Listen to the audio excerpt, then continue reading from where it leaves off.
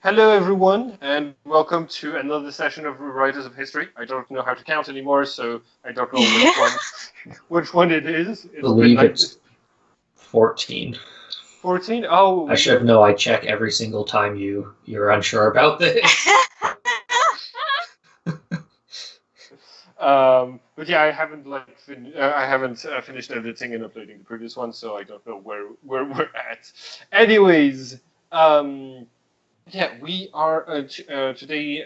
We are continuing the scenario that we started the previous game, and you were in the middle of discussing a plan to attack a building, an address that you have, from which you sent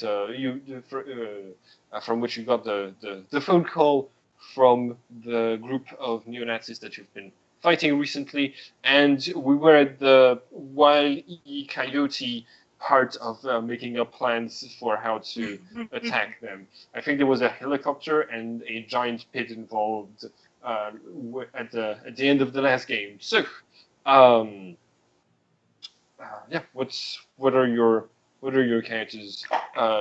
Currently, you're all in like in this FBI safe house discussing the plan that you're going what you're going to do next. So what do you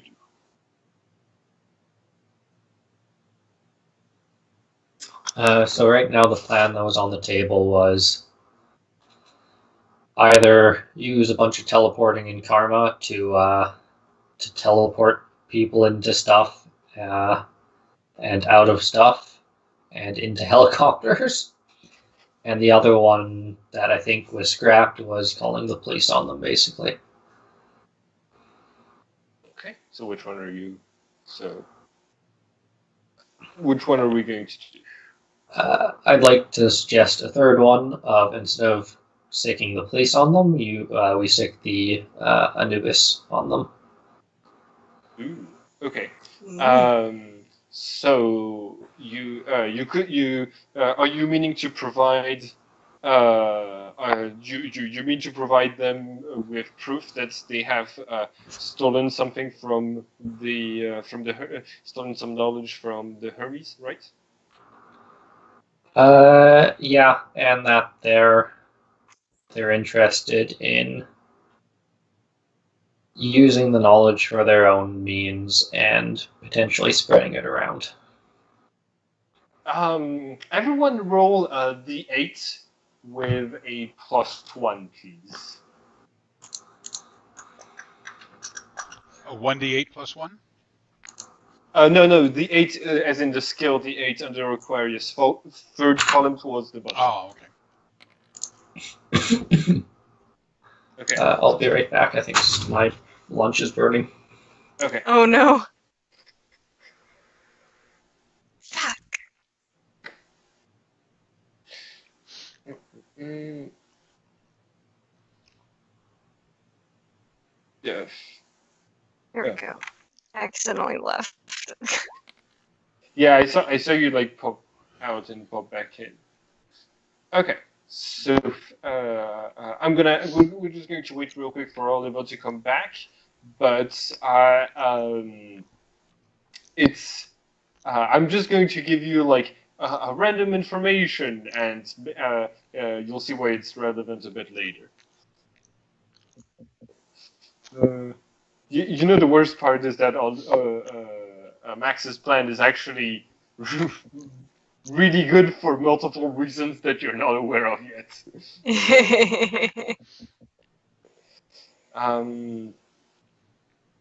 Yeah. the part about notifying the Anubis? Yeah. Is that like, yeah? Would Chris and Philip be find this plan agreeable, or not? Yeah. All right, This back. way. All right. Okay, so Oliver and Theo, you are aware of the following.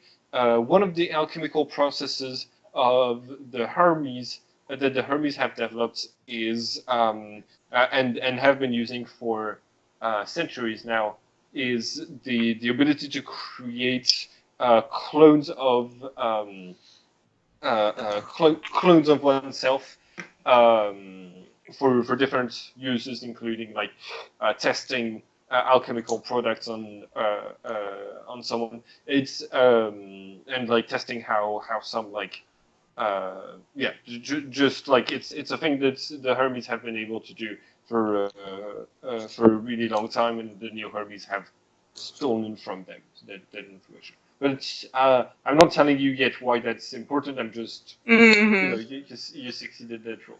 So yeah. So Oliver is suggesting this to the group. What are your characters thinking about this?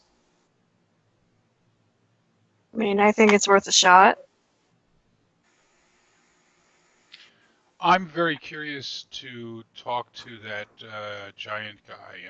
I would like to learn more about exactly what is going on with him, just in case there is some sort of willing connection between he and Taurus, which is granting him the ability that it is granting him. I mean, I know they did engineering and modifications and implants and of muscles and all that stuff. I know they did that stuff, but I think there may be something beyond that, but I don't know for sure. It just seems to me just a gut instinct, which could be completely wrong since I have little to no knowledge of these things going back beyond what a week or two ago. So, my only issue is we need to make sure that the general population is safe. I think this guy can be a force of destruction, and so that's the only reason why I didn't like the idea of the police. Not because I didn't like getting them all arrested, just because I didn't think it would end up in them getting arrested. I figured it would end up with a lot of people being beaten up, hurt, killed, and and that guy getting away, and then being pissed off at us, rather than showing them an act of kindness by returning this guy to them, possibly opening up an avenue where we can have conversations with them, maybe learn from each other. I'm not saying we trust them, absolutely not, but at the very least, I think that we could probably learn more from them. But I also do see the merit in closing them off and not wanting to interact with them. So I will defer to you guys' wisdom, because you guys know more about this and that group and all than I do. So I'm okay. I have a preference for trying to be a stand-up guy and just letting them have their guy back and all that. But if you want to go this other route and get other people involved, I'm okay with that too. Right, that's why we came up with the helicopter plan, so that you could talk to them. All right, I mean, that's still valid. I would like to point out that they are neo-Nazis, though. Also, quick question: does your plan involve having the Anubis kill everyone or capture some of them for interrogation? Oliver? I haven't entirely decided. I think I'm going to ask other people what they think about that, because I'm not sure. Oliver, can you pretend that I have forgotten anything I may have known about the Anubis, and re-educate me on who they are? Okay, they're basically the secret police of the Hermes. They're tasked with hunting down all the Neo armies and basically anyone that gets in their way, or that is trying to expose magical secrets and whatnot. They're not the nice people. So they were created back in antiquity, back when basically like when all of the eights started having their powers. There came a time when a lot of the eights found themselves in the same city, and the new Hermes asked if everyone wanted to share knowledge with each other, and the other eights accepted, took all of the knowledge from the Hermes and didn't give it back. That's when they created the Anubis to make sure that such a thing would not happen again, and that their like your secret alchemical techniques would not fall into the wrong hands. And the 8 are what? They're the eight biggest secret organizations that have been created. I think it's about 8 millennia ago by, and their original purpose was to track down and kill all of the 72 trinities. But they now have very different agendas. The ecclesia that you faced in the previous scenario were members of an eight. You guys, the Hermes is one of the eights. The living that whose base you took were another one of the eights, and you've also met the devoured who eat people and scarify themselves to get power from their pain. And this was an in-game question, so is that in-game knowledge that I have at this point? Do you have any points in the skill D8? No. Then I think one of the other player characters explains it to you then. Yeah, that's fine. I thought I was wondering. Because I was asking Oliver, but I just wanted to make sure. Are you telling me all that, Oliver? Yeah. I mean, yeah, Oliver. I mean, your cover is kind of that you're what, like a double agent, I guess, and then you're Hermes. So this is all stuff you should know, or Oliver thinks you should know. Not that he has any experience in this, so might be entirely wrong.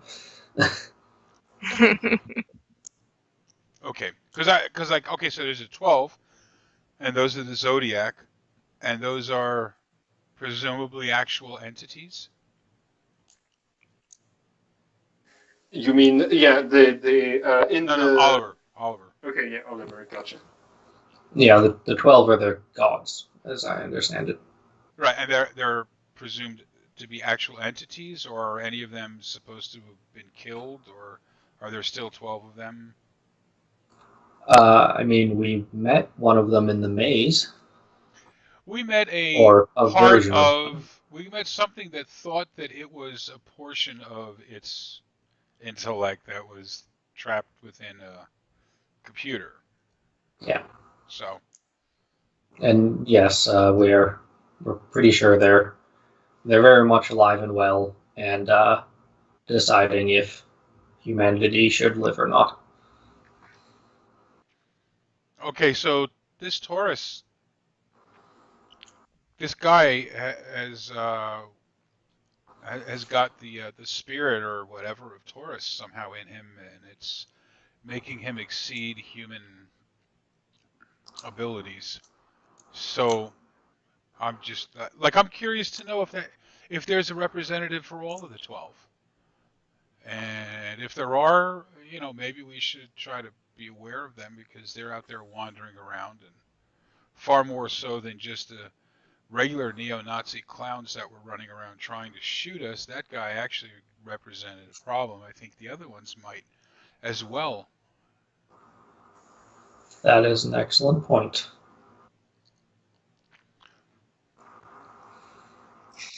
Yeah, definitely something I didn't think about, and now probably a very valid thing to worry about. Yep. Good point. Can you give me a rundown on what position each of the 12 has on their belief in or desire to eliminate mankind, or like where they stand or what their opinions might be? Not a lot is known about the 12, but your archons and divas were brought in to be the creatures who counted like acts of light and acts of darkness, and they each archon and each diva has met the 12 when they were during the time of Eden, before the archons like destroyed the what became what became the Earth. Okay. And again, this is in game. Yeah, I'm just specifying if you that your archons and divas might have like more knowledge, and that the player characters don't have that Okay. much. All right. So so then we know how we get in touch with them? Oliver, is there some sort of ritual we can get in touch with them or communicate with them, or do they not care to communicate with us? Or You're talking about the 12? yeah. Oliver's going to turn to Philip and say, you've been mentoring with Stefan longer. Do you know? Because the Jackal never really told me much about the 12. I mean, I know of ways based on typical, like as a player, I know of ways based on typical religious knowledge. I don't know if it's different from how it is in game. I just know a lot about Hellenic polytheism and how to connect with people would connect with the Greek deities. Yeah, so I remember that you took a domain in religion and stuff like this to have knowledge like this. So yeah, you know like how other people might have done it in their religion. You don't know if it's effective to contact the 12 though. No, yeah. Yeah. So I would have a vague idea of how to do it, but it's probably not effective to do it. Is that what you said? Yeah. Okay. So like, Then yeah. the Oracle of Delphi was reputed to be able to hear the words of the gods, pass them on to mortals. So I know that, most people who don't know about all the stuff that's really going on would believe that that was just, rumors and whatnot. But if the rest of that is true, then the oracles of Delphi might have actually been true as well. And if that is the case, then there may still be one, and we should definitely make an effort to try and find out how to go about contacting them to start a conversation. Roll for the 8 again. That would make a very interesting conversation. Oh, just you wait. Just You wait. plus 0 for it, Simon? Yeah. It's a +0. Philip, you're our only hope. Oh boy. I didn't realize it was all of us. Let me. It's all on you. Do it. Do it. Let me. Stand on one leg, put the tinfoil on your head. Oh.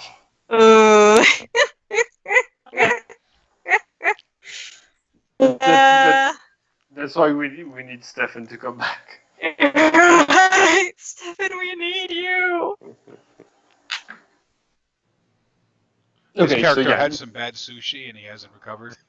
Right. Even with the powerful regeneration due to karma, it's not always possible to That's kill why you someone. never eat gas station sushi. Sushi. Sushi. Okay. So yeah. So what do you do?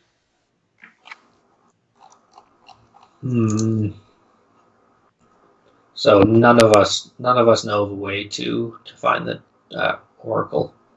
No. you have this vague knowledge that maybe one of the eight has something to do with predicting the future, but like that's all. That's all I'm giving you. So, Really? what do you know that of the eight, in terms of specifically are like so one of them like ours has Anubis. Anubis was an Egyptian deity, so does that mean we have an Egyptian concept? And the jackal-headed one is Anubis, but that's the Neo Hermes, right? No, the new Hermes have get tracked down by the Anubis in general. And the jackal leads the Anubis. Oh, I got you.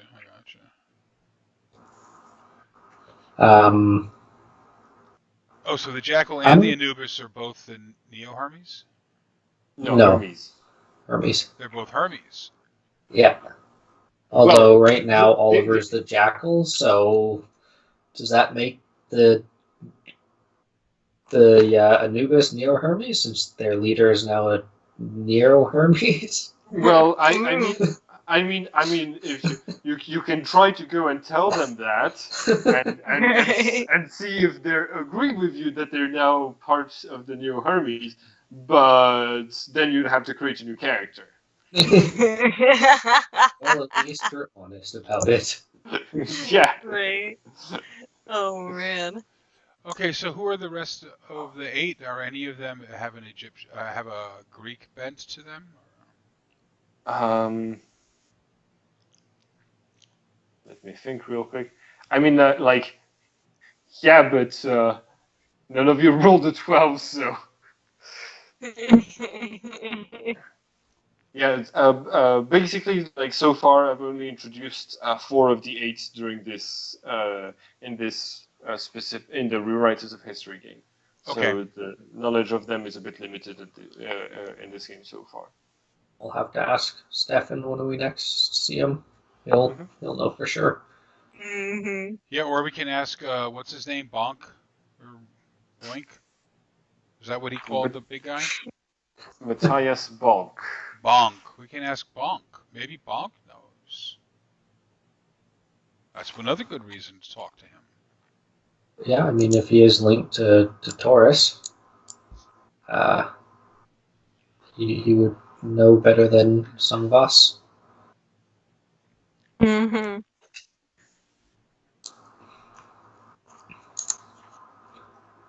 Well, I mean, we can try. It'd be better than most of the shots we have right now, probably.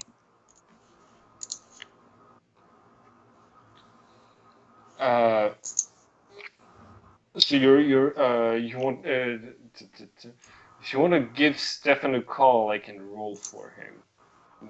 Ooh. Sure. Let's see. Ah, uh, I'm not going to make him take a debt while he's not here. That's fair. So yeah, he does. So yeah, he doesn't like necessarily know.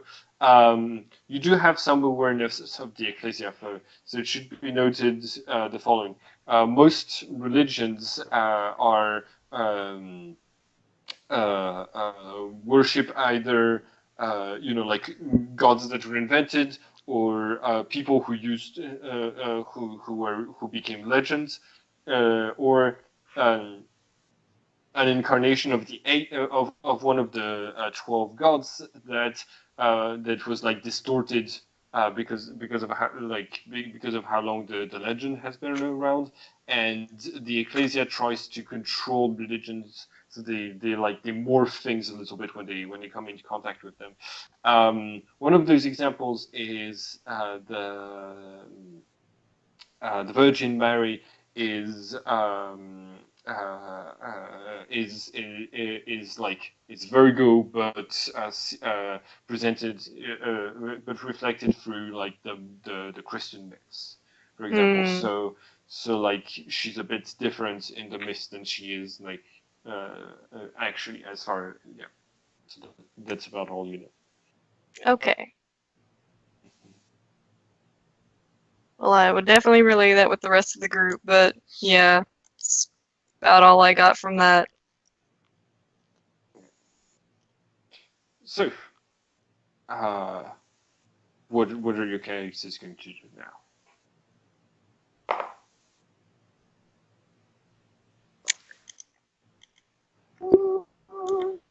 It's a good question. I guess the big thing is decide how we want to proceed. Do we want to pursue this by ourselves, or do we want to call in support from someone? I mean, support would never hurt. And by this I mean,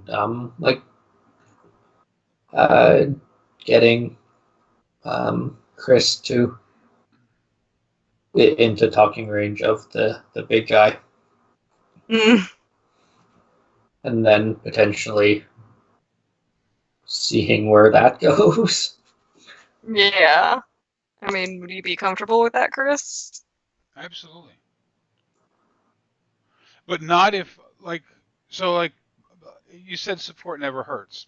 Really, honestly, that's not true, because the support that we've discussed so far would hurt the chance of them believing that we have a genuine interest in opening a conversation with them, because, if we True. had a bunch of support there, it would, you know, it just looks like you're stacking up your side, so it could instigate them, it could agitate them, it could, at the very least make them wonder, maybe we don't trust them.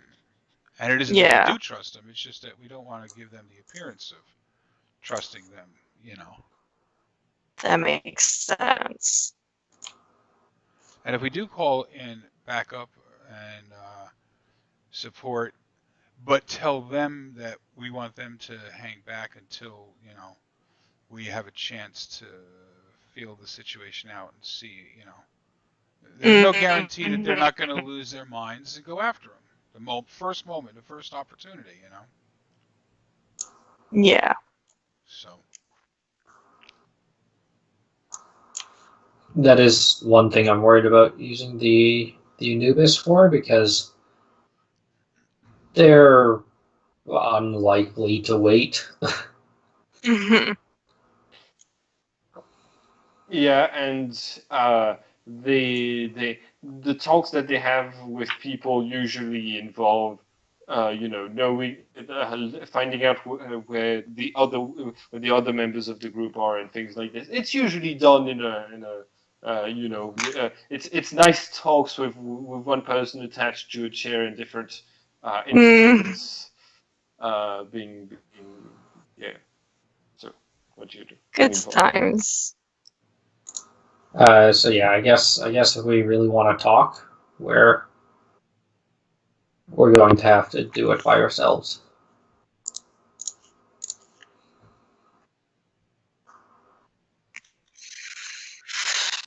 yeah, but I mean, we could do it any of the ways. I don't necessarily think there's a wrong way. I just think that some ways prevent us from being able to achieve certain things, and Yeah, we just got to agreed. figure out what it is that ultimately we want to do.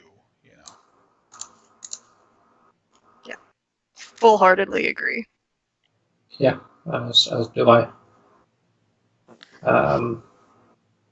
So basically, like, if you wanted to, if you wanted to just to call in the Anubis, we'd end up having Oliver roll either persuasion or leadership to try to get them to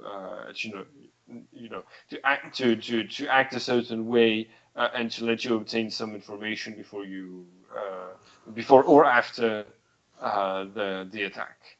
So it's up to you, Oliver, if you think that you'd be able to role play or that and roll it correctly.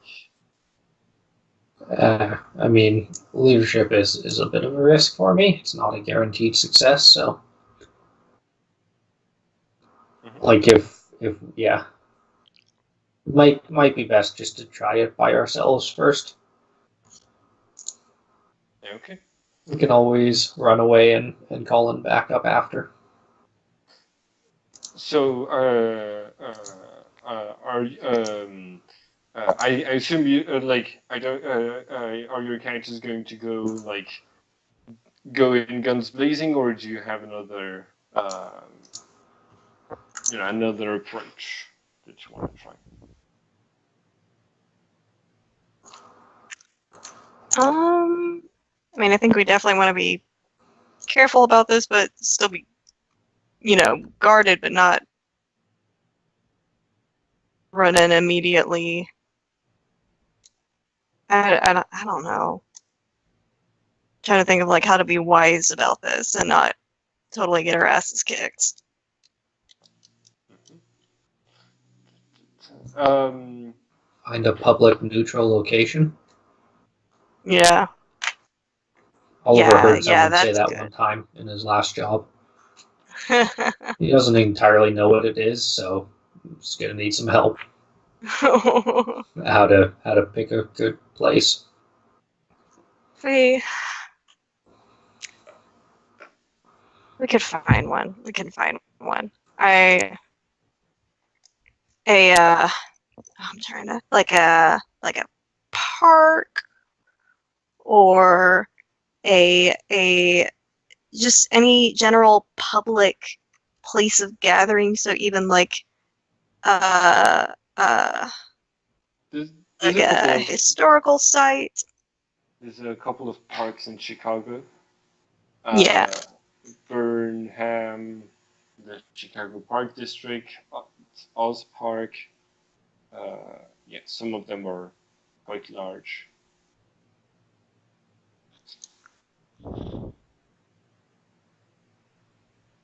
Okay.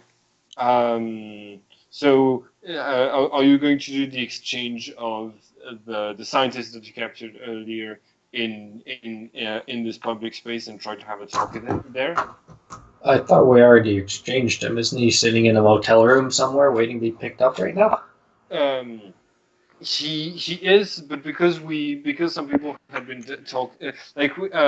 we've been talking as if like exchanging using the exchange to uh, um, to acquire some things. I think it might have been Kevin who last time suggested this, so I was like I'm open to him not having him being delivered fully if you want to take him into account into your plan. Or just he could have been sent off already. That's also fine. It's just yeah. Do you?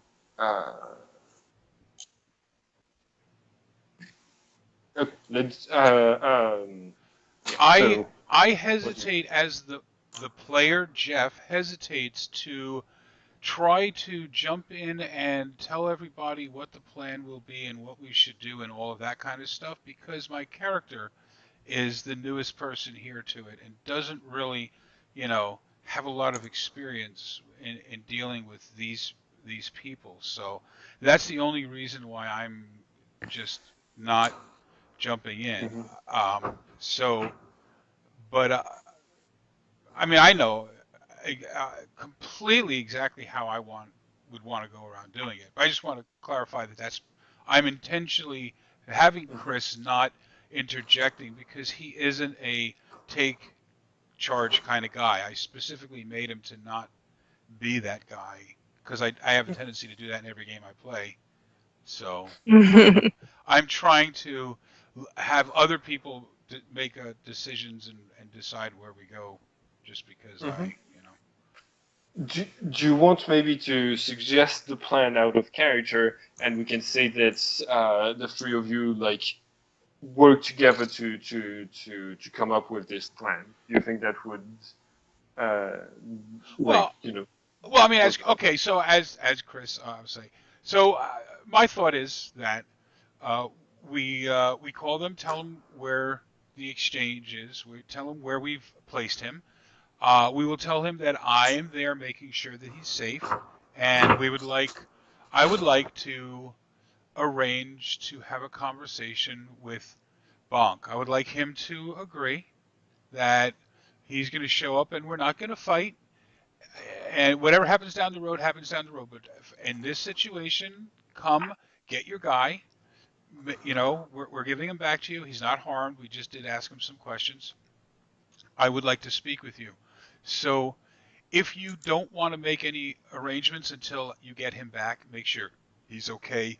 Get him awake and talk to him and make sure it's okay with him. That's perfectly fine. I would accept that. But as a sign of good faith that we don't want to, start more altercations with you, where we would like to return him. And so if I'd like you to just agree that you're not going to engage in combat when you get there, or there's no tricks, no one has anything up their sleeve, and you can just come and get him and, leave, or if we can have a conversation, that would be great. That's how I would like to attempt it. But I would like for the two of you, or the three of you, to be prepared for this guy to lose his mind and start attacking me, and plan for where we're going to go, bearing in mind that given his nature, he's going to be, at the very least, as fast as me, as agile as me, as quick as I am. All of my particular advantages that I can call on, this guy has to a greater degree. So, it's going to rely on whatever you believe in, luck, fate, for me to be able to outdo him. Yeah. My plan is going to be to run. I have no intention of trying to stay there and fight him. So, That's probably smart. So if you guys could be ready to plan for dealing with the thing that he excels at, which is his physical strength, his athleticism, and his endurance, all of which exceed human norms. So do you have a way to incapacitate him that doesn't rely on a physical type of incapacitation?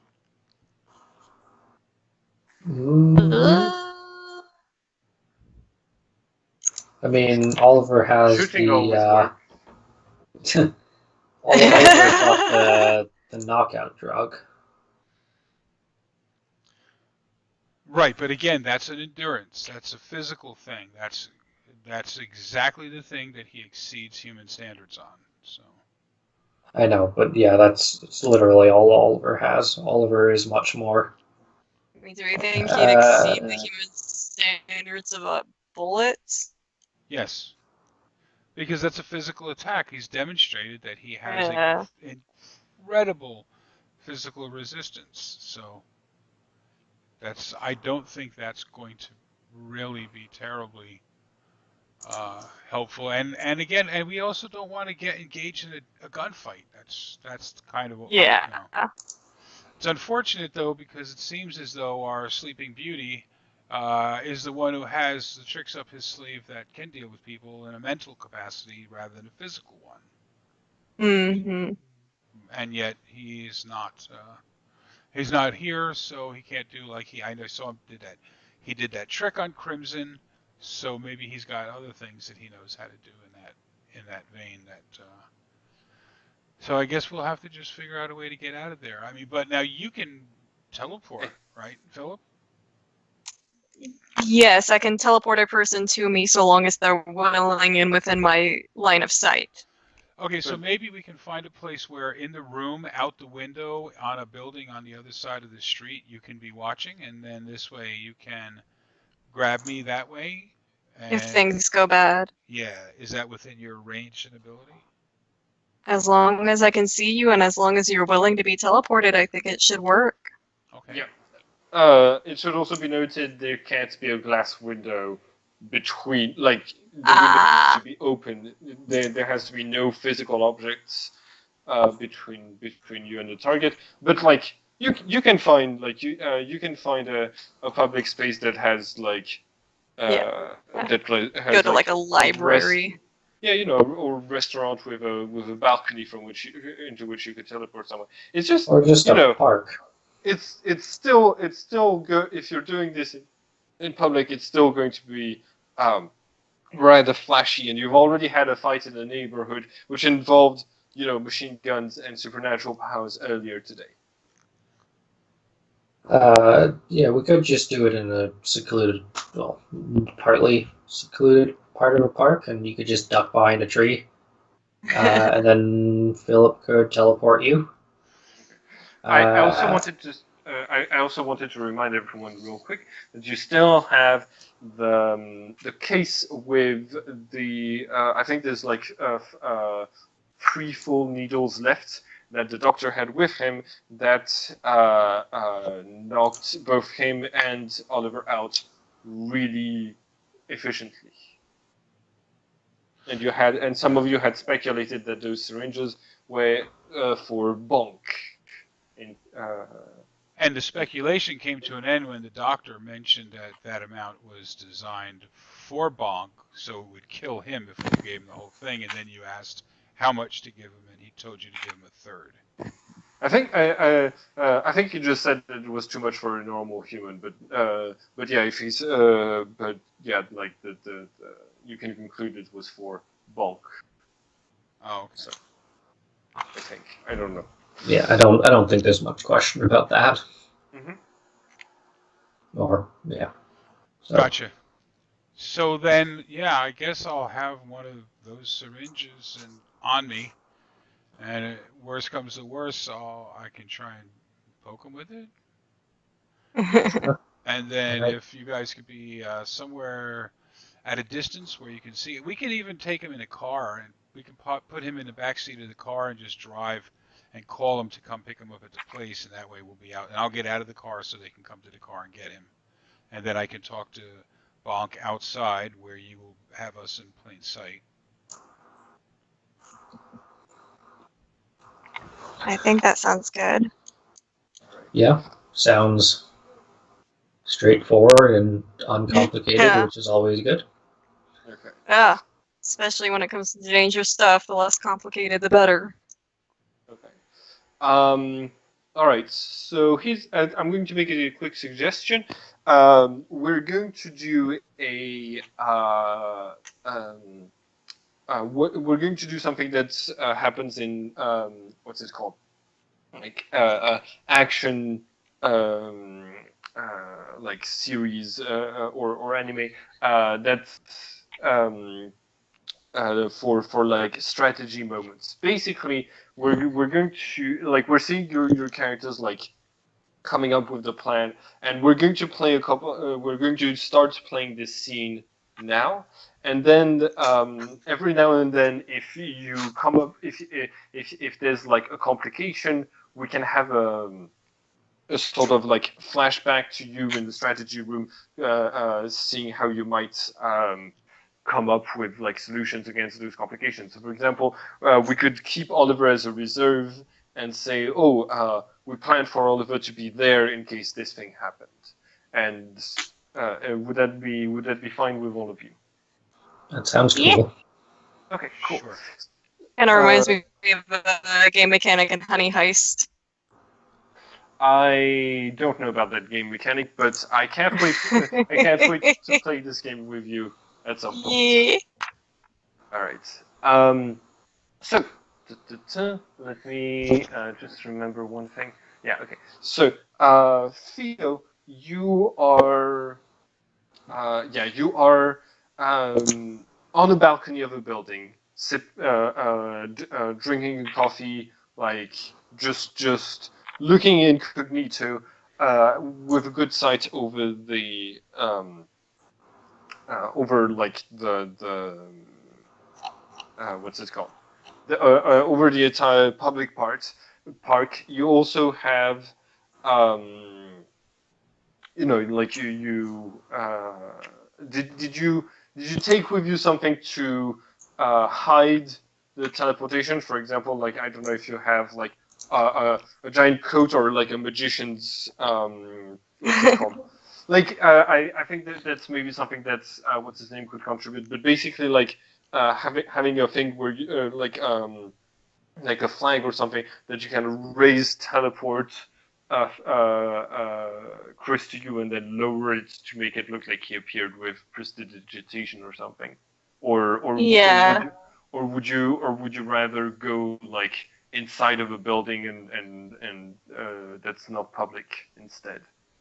I could do it in a public building. That way, it's safer. Yeah, and I could just have like a really flowy coat on and be Okay. ready to make it look like a cool public magic trick, and then we'll just run. Perfect.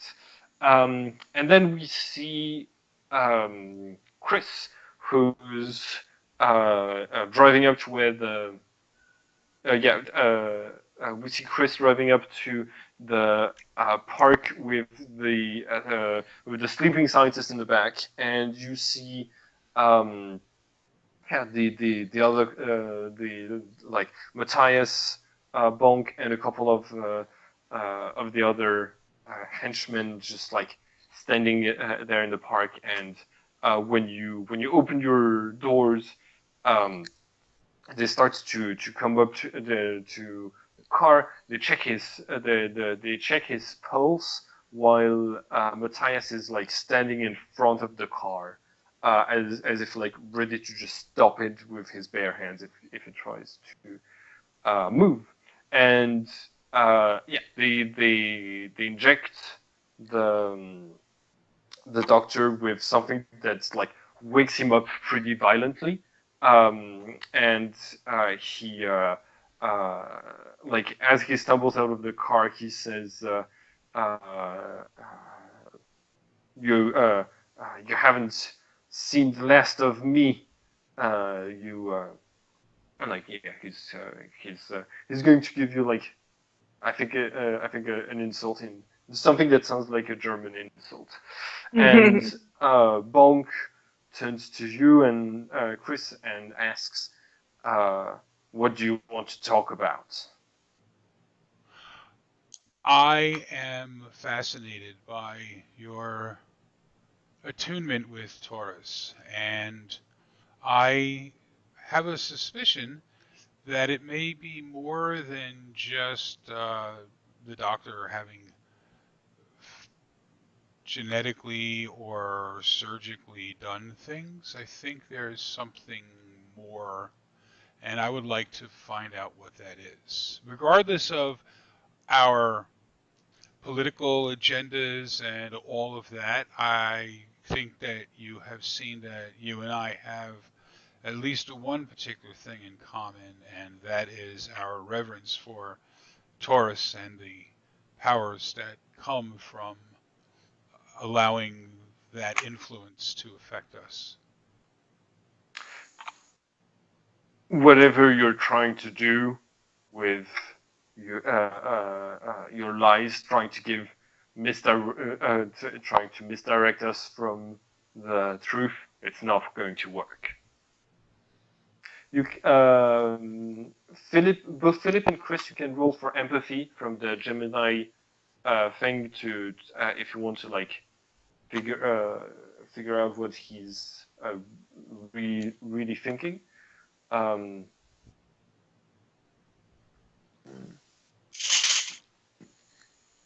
You two have established both of your like with insights. Mm-hmm. Oh. I'm very absorbed in my coffee. Yeah, I think your brain is leaking. Right.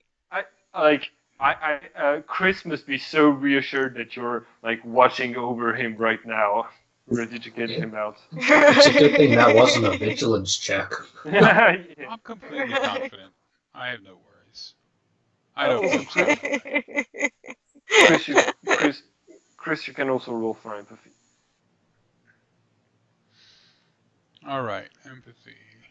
Let's see. Gemini, first column, top.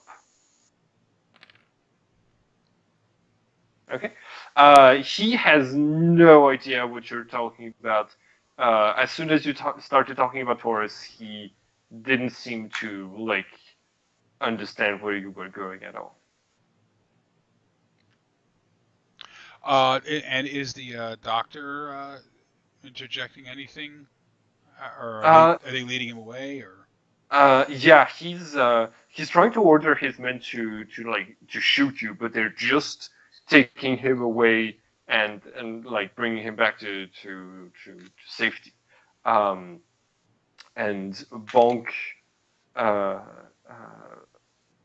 Bonk tells you, we know what you're planning. We know you're trying to take over the world and control it. and we're not going to let you do it. I have no interest in taking over the world. Who told you that? I don't know where you get your information from, but it's false. We know the truth about this world, and we know what the secret societies are doing. Can you tell me about what the secret societies are doing? Because, I'm like a week and a half into even knowing uh, that there's people like you who can do the things that you do. Mhm. Um, he uh, uh, he basically he starts like talking about the uh, like you know that a lot of like the anti-Semitism from Nazis is based on like this book that was found that was written about how there's like a Jewish conspiracy to try to take over the world and everything. He starts like explaining that story again and saying that like basically like he and the other members of his group believe that every other secret society other than themselves are basically like the same thing that's like fighting against them. And so like you realize he has like this group that you're like up against has a very different understanding of the what's it called of the occult world than your group. Like it's two competing visions that like don't like you're aware of things like the eight, and he doesn't seem to know about the eight at all.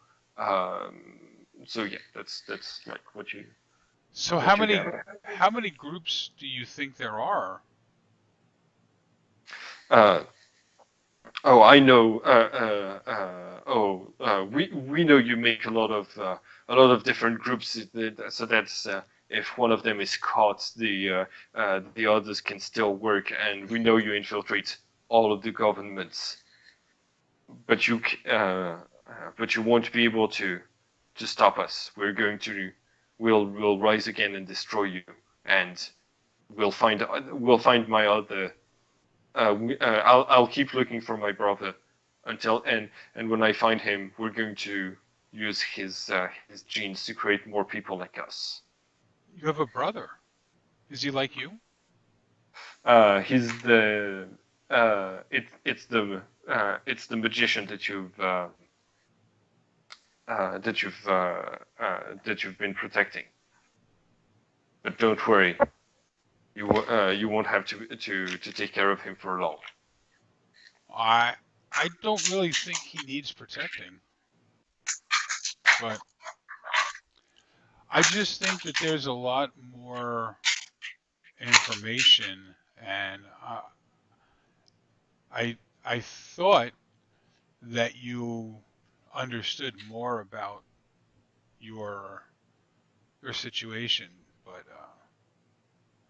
I guess I guess maybe you don't. I think you don't understand, but I think you should reconsider being part of the secret society you're a part of. You said you've only been with them recently. What proof do you have that they're acting in the best interests of the world? Because as far as I can tell, their interest lies in stopping people from destroying it.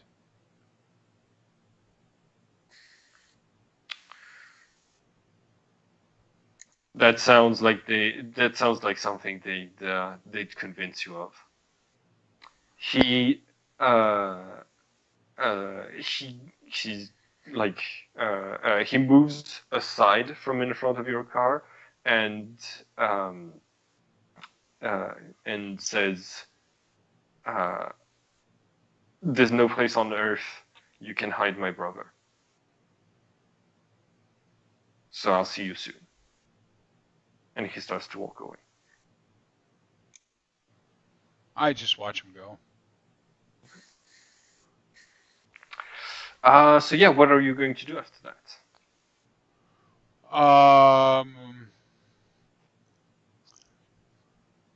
Call Philip.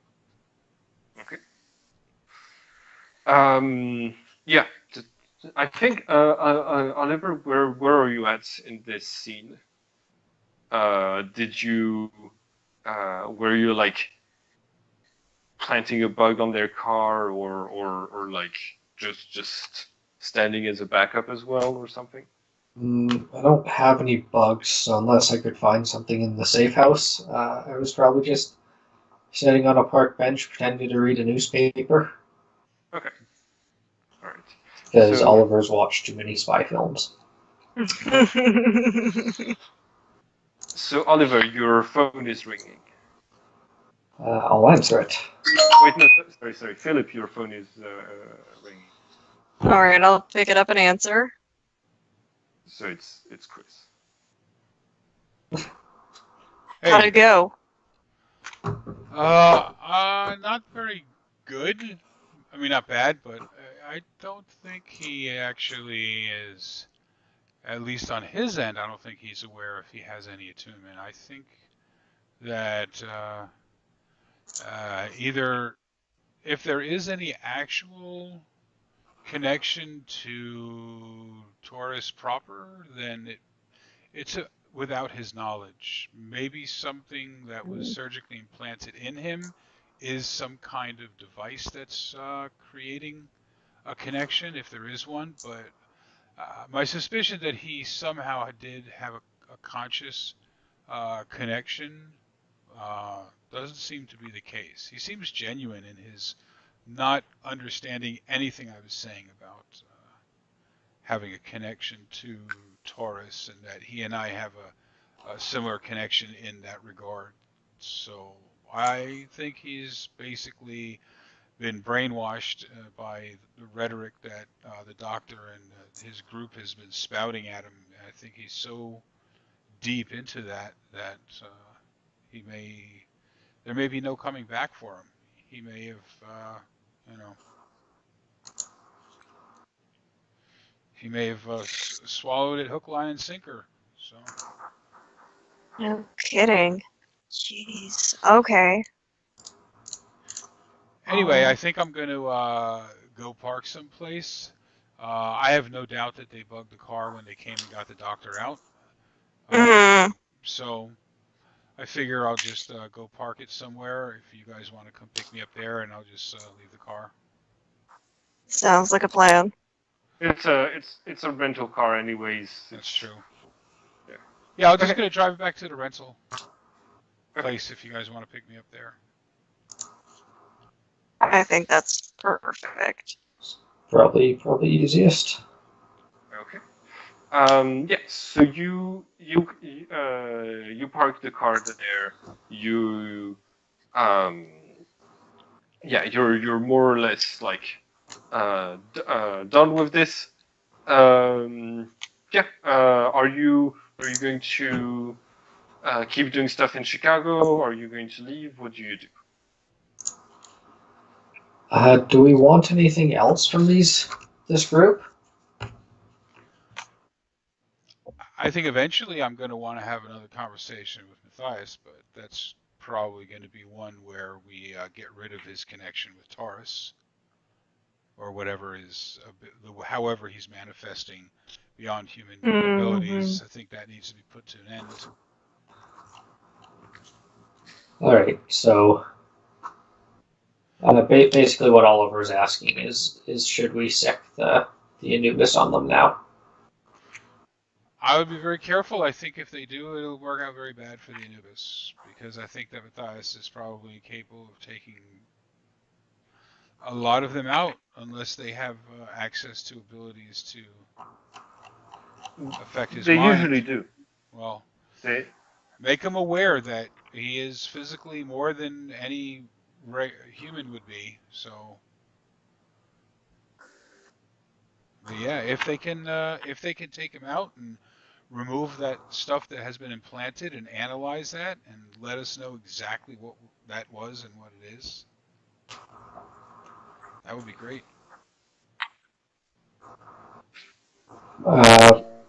Philip, do you agree? I think that's a fine plan. Simon, what have you been trying to say? Oh, I was just wondering if you were going to call them or not. Right. If everyone agrees, then yes, Oliver will call them. Okay. All right. So yeah, you call a group of Anubis. They are aware that they're going up against someone who's very endurance and stuff like this. So they basically like come prepared with a bunch of tasers, like things to like sedate him and the usual weapon. And you're going to hear a report with as you may like when you Theo left. Okay. When you make your way back to Hawaii, you're going to get this report basically. Hey Theo, you're back. Hey, sorry, yeah, I don't know what happened. I tried to mute myself and it just hung up the entire thing. Okay, so basically, like you're back in Hawaii, and Oliver, you get a call. It's from one of the people from the Anubis. It's a person called Sarah who's calling you, and she says. Jackal, we have done what you asked. We went into their base and confirmed that they had indeed stolen knowledge from the from us. Apparently, they captured and tortured a one of the Hermes from Prague in order to get our knowledge of cloning, and have been using that to clone extra muscles and implant it into their warriors. We captured a lot of we got some of their research, and we captured a few of them to find out where the rest of them are. And as for the giant, he's made his way into our research labs, and we're going to find out everything we can from him. First when he's conscious, and then on the what's it called? And then on the autopsy. Good work finding these people.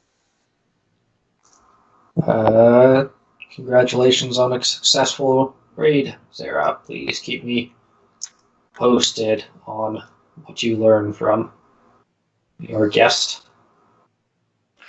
Okay. Also,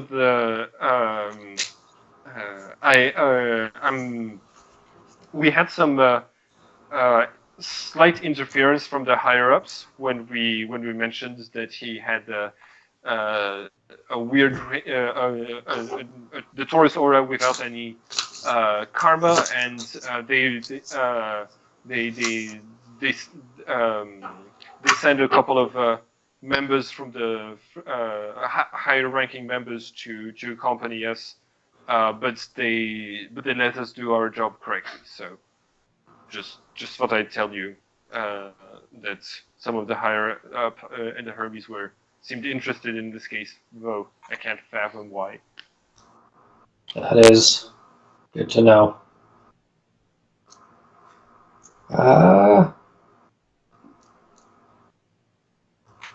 I guess after that, I'll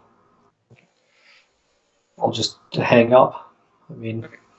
It's basically all that conversation can go to, okay. And I'll call Chris and tell him that. I think the three of you are in the airport in Hawaii right now. Then yeah, I'll recite the conversation as we're. So they were able to capture Bonk. They were. Is Bonk in a research lab in Chicago, I'm assuming? Hmm?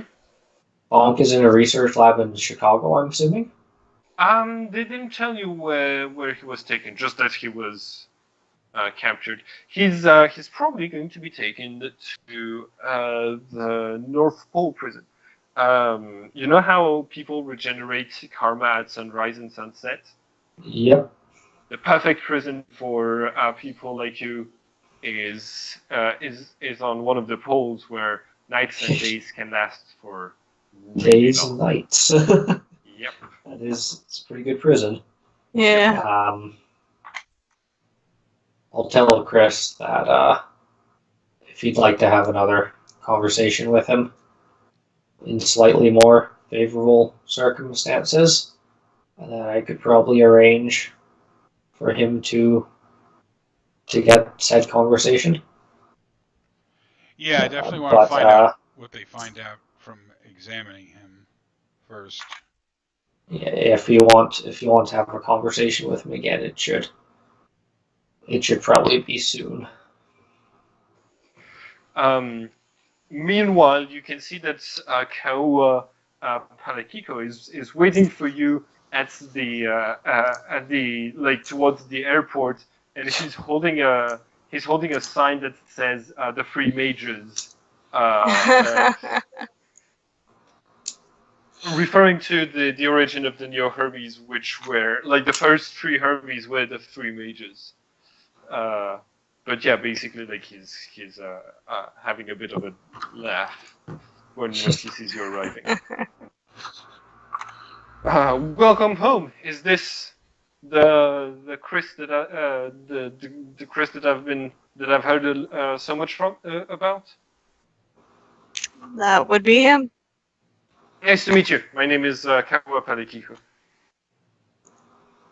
I'm Chris. Welcome to Hawaii, and welcome to one of the most dangerous organizations to be a part of. Thanks. Don't worry.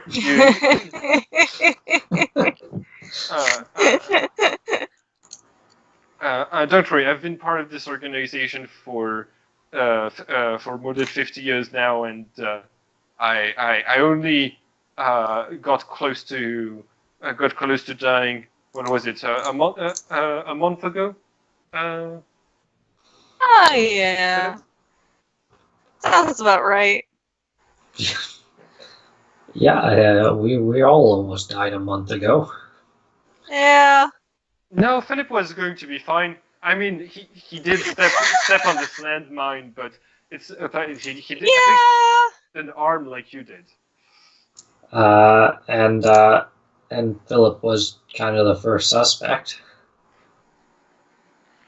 Well, close to the edge does seem to be the modus operandi here. I mean, I've had more assaults with armed men and armored men, and then in the short week or so than I have in my entire life. So yeah, you're hanging with the right crowd for this. All right. I mean, the teacher of Philip's teacher got shot when her identity was discovered by the Hermes. Anyways, dangerous line of work. Yeah, but don't worry, she's fine now. Also, they tell me. I mean, she's dead, but yeah, I guess she could be in some way considered fine. Depends on your definition of fine, I suppose. Anyways, it's right this way. As you're walking like out of the airport, you see that there's there's going to be this moment when you're passing in front of like greeters in Hawaii will sometimes just like give like flower necklaces to the tourists who are arriving and things like this. And to the side, you see like a group of um, white girls with the traditional Hawaiian dance costume, like performing the dance. And Kawa just stops for a second and just like looks at it, and he looks really depressed. That's so valid. But yeah, after that he just sighs, and he's going to he's going to like show you to his it's called like the trucks that you live in. What are they called? Camper vans. Like an RV? Yeah, an RV. Like he's going to show you to like his RV that he renovated since the last time, so that they drove to the airport. And he says, "Where should I drop you off? You two still live at the observatory, right? Should I drop you off there?" I've got an apartment outside the observatory. We could go there. All right. Good. I wasn't sure the old lady was going to make it all the way up to the top of the mountain. Like he slaps the car, just like, and one of the things that wipe the rain off just like falls off. Oh my god. I just love the idea though of Kawa like being the new model for the meme of just slaps the roof of car. This bad boy can fit so much spaghetti in it. This bad boy can fit so many people from secret societies in it.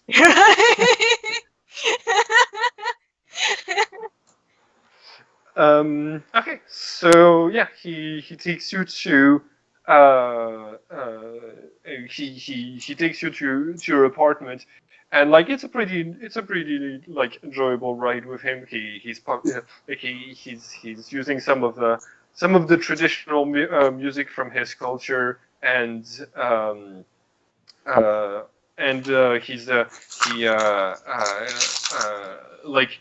There's a couple of times when the vehicle like just starts to slow down and stop, but he always manages to get it back on time for you to to not completely stop. And yeah, you make it all the way to the house. He's gonna get back. He's gonna get back to work after that. He's gonna head out. So what are your characters going to do now? Well, I mean, I think what's her name? Allison or yeah, Allison. No, not Allison. Selena. Selena wants to have a conversation with Oliver about certain things that she really should not find surprising. Yeah, I think there was a mention of you're not allowed to go on missions outside of like you are to stay like and work at the observatory from here on. But yeah, there's probably going to be a bit of scolding. Out of character, can you explain how like what position in the Hermes does the Jackal fall into? Okay, so so technically, the Anubis are supposed to be semi-independent from, at least from living Hermes. Your only superiors are technically dead Hermes, like Galileo. Yeah, like Galileo. You could you have some authority over like over the Hermes of the state of Hawaii, and you have contacts outside of that, but you're not like the chief of that organization. You're you just have you. It's just that the jackal is like one of those, unique title, but there's probably other like, but there's other like leaders of different like units of Anubis. So I'm kind of like the leader of the Hawaii Anubis. Yeah. Not necessarily the entire Anubis. Yeah, that Okay. is correct. So then, in terms of Selena, is she like? Would she be able to tell me I'm not allowed to leave the observatory? Tech. As long as she was, passing on orders from above, technically yes. Then yes. Okay. The Anubis don't necessarily have that much contact with the it's us the scientists and the scholars in general of the Hermes that tend to have more contact with dead Hermes. Okay, so it's very much two separate branches of the Hermes. There's not really any. Yeah. All right. It's good to know.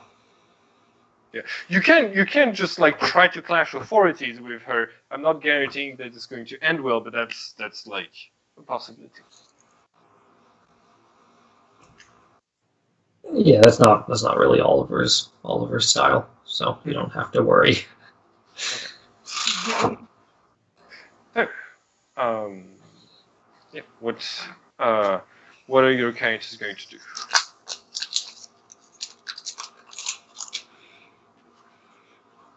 Also, I don't think Chris has been like formally introduced to as a double agent for the Hermes, but that doesn't have to be like mandatory.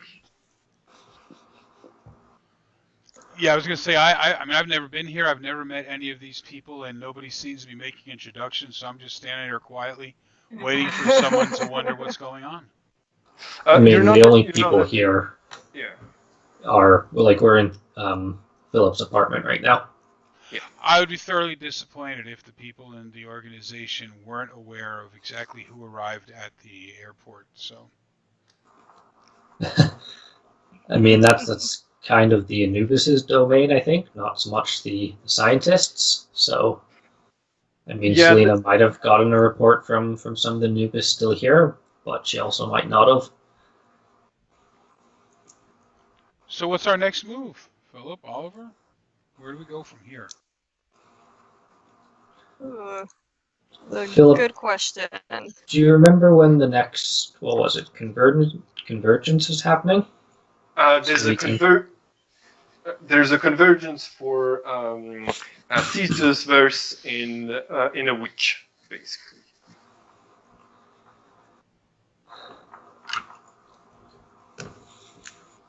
All right.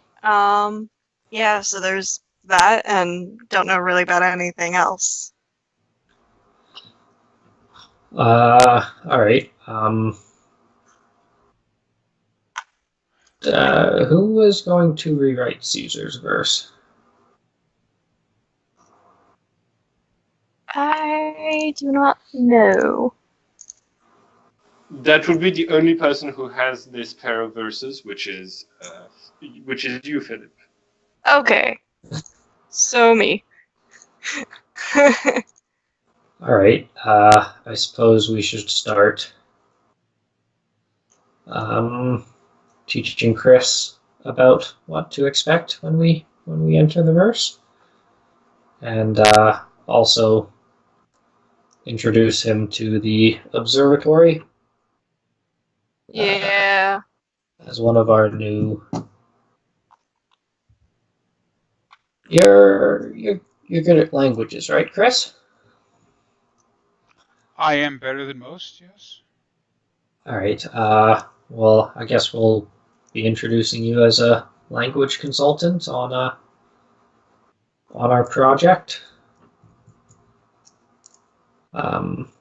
kind of a replacement for someone who was forced to leave the project before we really got started on it. Die? Was that what you were looking for? Die? Somebody who died? No, they're still very much alive. They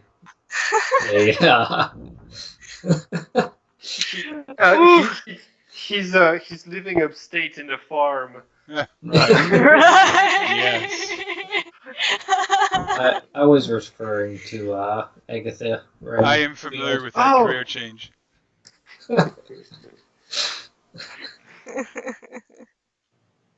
I thought you meant Jonathan's character who'd been introduced as a like Hermes recruit vaguely, and then just Just he left. disappeared. Yeah. I mean, we also need a replacement for him as well. Yeah. So I guess that's good that we have 2 new recruits then.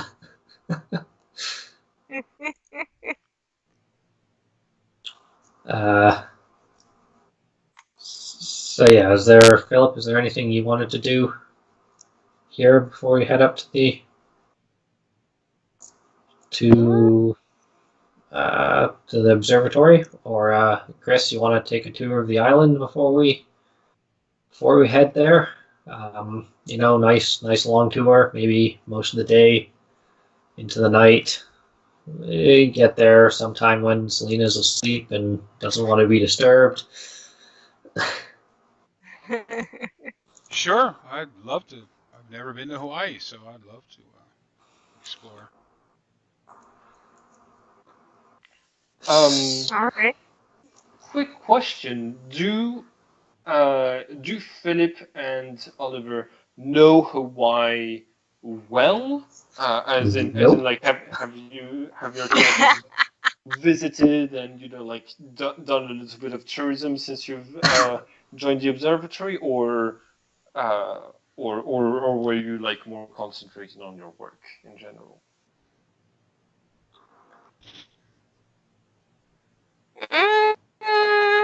I mean, I think Philip would know some of the local area, but probably more things like, places to eat and relax.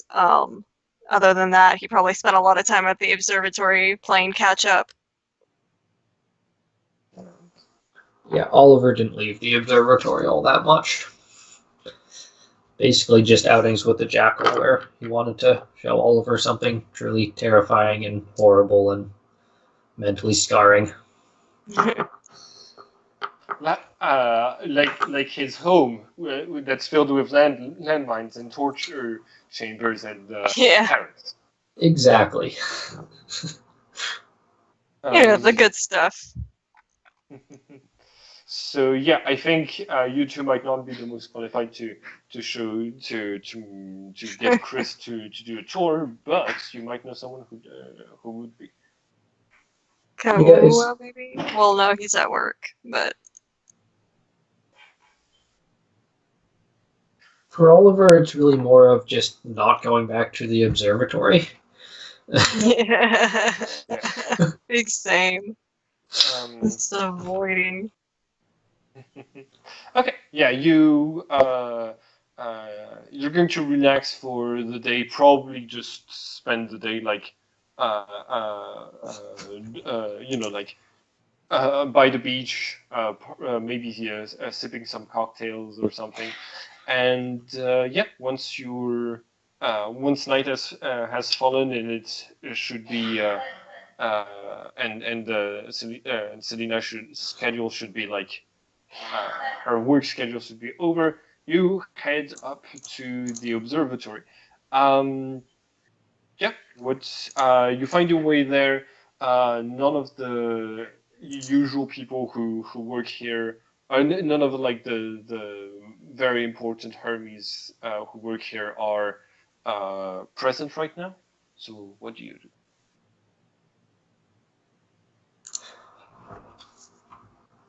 Oh, I think actually, Lisbeth is here, and she's going to to come and greet you and ask how was your extended trip.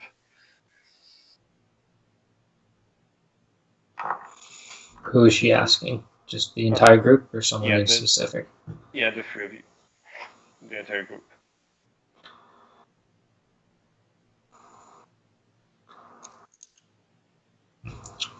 I mean,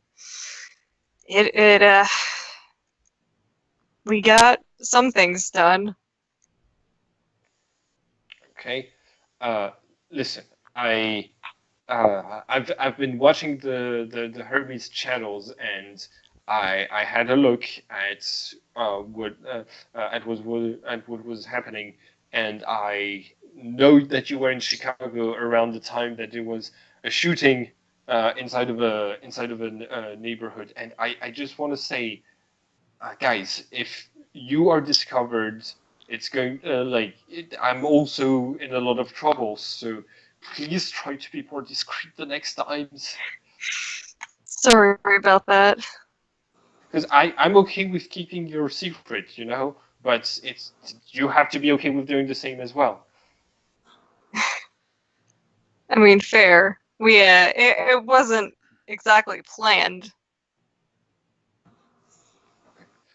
All right. I'm just it's stressful that Yeah. yeah. But but Selena told me that you didn't have you weren't allowed to leave Hawaii anymore, even if Hermes need your help. So that should add to the security, right? Lower the risks. Hopefully. Okay, good. I've got to get back to my get back to work where we need to be observing Jupiter today to see if there's any. I'll head out and she's going to leave. So, what are your characters doing now? I guess I'll show Chris to a room. Okay. Say we'll make introductions tomorrow morning, I suppose. Oh, okay. I was beginning to wonder if introductions were something we didn't do here. They are. I'm just trying to avoid them. I'm not looking forward to meeting.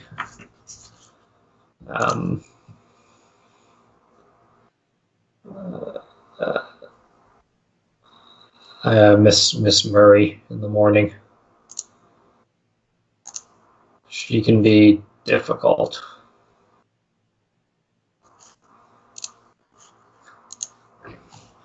What is this whole not leaving Hawaii thing that you guys have gotten yourselves into? Well, If you need a quick refresher, Web Mail Carrier was leveraging some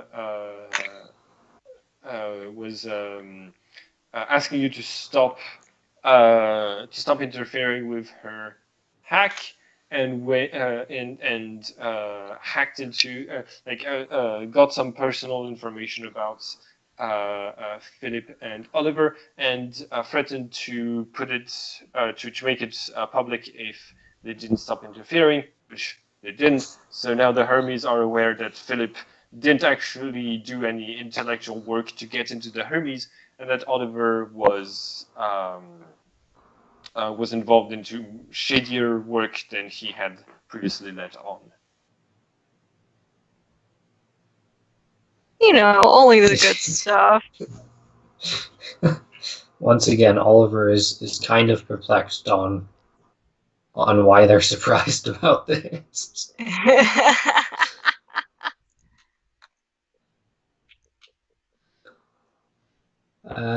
So you're being punished, in other words, because it's really we're got kind nothing of to in do with, timeout. like, one doesn't have anything to do with the other. So it would only be that something happened, therefore, to punish you, we're going to confine you to Hawaii. Like Yeah. it's not a logical extrapolation that confining you to to Hawaii would prevent things like that from occurring. They could certainly occur in a great number of places throughout the islands. So that's obviously not an actual, right? So, I mean, you're being punished? That somewhat seems to be the case, yes. Yeah. I'm sure we'll sort it out tomorrow morning. I can't wait. It'll be interesting. Neither can I. By the way, while there aren't a lot of people around, the vault the vault room is free and accessible for your characters.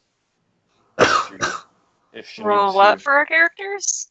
No, the vault room. You know Oh. the vault that's sealed from which you can like use the telescope to go into other people's into dead Hermes' memory palaces. Mm-hmm. Oh, yes, actually, this would be, before we go to sleep, this would be a good time to introduce our special friend to Chris, don't you think, Philip? Oh. I think you're right. Is it near 1 o'clock? 1 o'clock at night or in the morning? And because I think since your character are arriving at night, it's around the time that Addison dies. Yeah, so that'll be fun. That's a good point. Maybe we wait a little bit till that's over.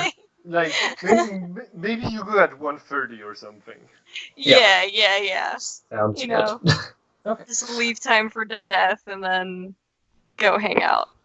Okay. You make your way to the vault room, seal yourselves in, and inside of the vault room, Chris, there's basically a lot of machinery, computer screens, and it has like a very like 90s to 2000s look, like very early 2000 look to it. But it's also got like a couple of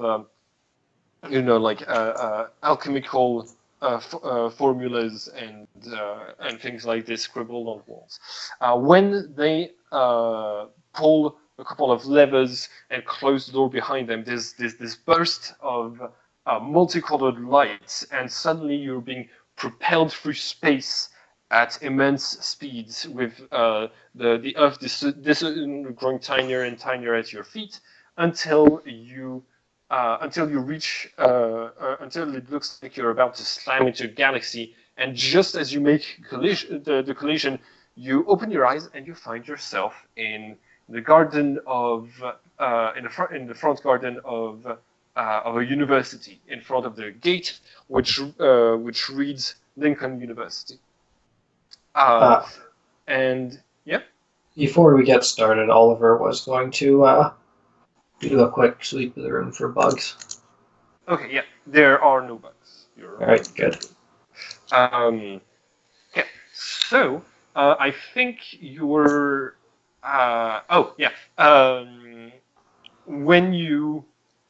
When you arrive, Apollo is wearing their usual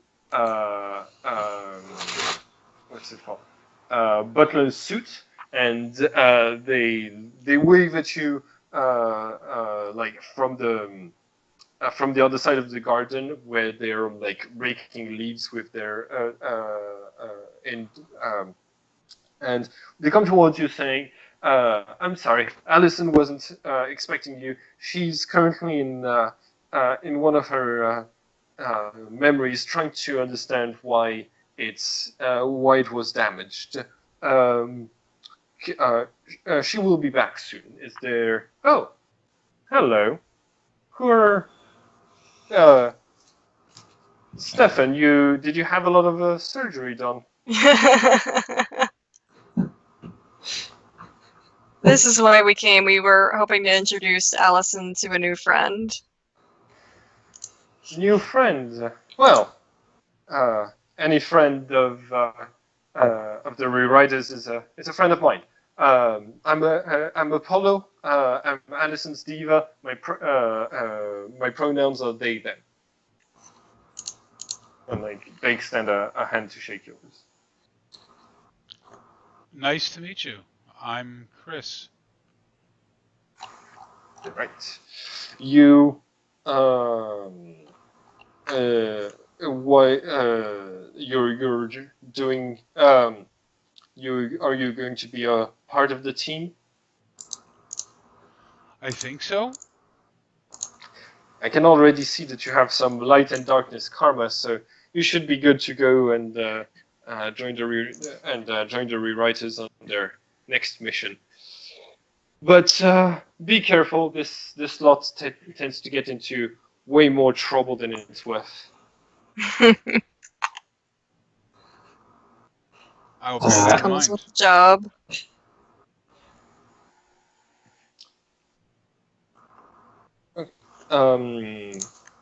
Can I get you anything while we wait for Addison? Tea, coffee? No, I'm fine, thanks. Oh, I should, since you're new here, I should remind you of the rules. Don't you have to leave before 1 o'clock, and the boiler room in the basement is never to be opened, and no weapons are and you're not to come in here with any weapons. Addison does not like violence. I wouldn't know how to leave at 1 o'clock. We'll take care of that. It's fairly obvious. Uh, Also, it's 1:30, so we won't have to worry. We won't be here for a full 23 and a half hours. All right. By the way, I see that you have that you already have developed an aura. Good. How long have you had your how long have you had your works in white and black done? Oh, it's got to be 1, 2, 3, 4, less than a week.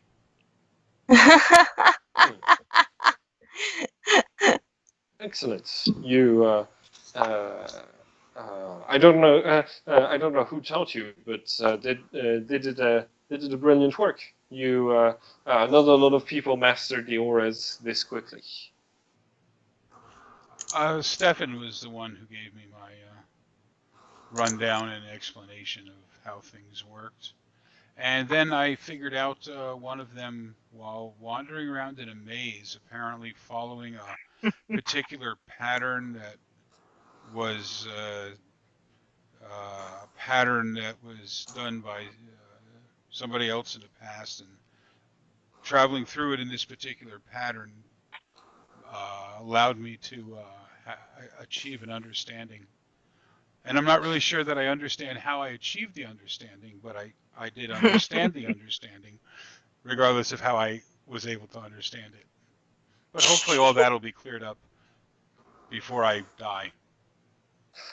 That does make sense to me. From what we know, Taurus spent a really long time lost inside of the labyrinth a couple of millennia ago, and that's where the myth of the Minotaur emerged from, and that's where the association between the Taurus aura and the labyrinth came from.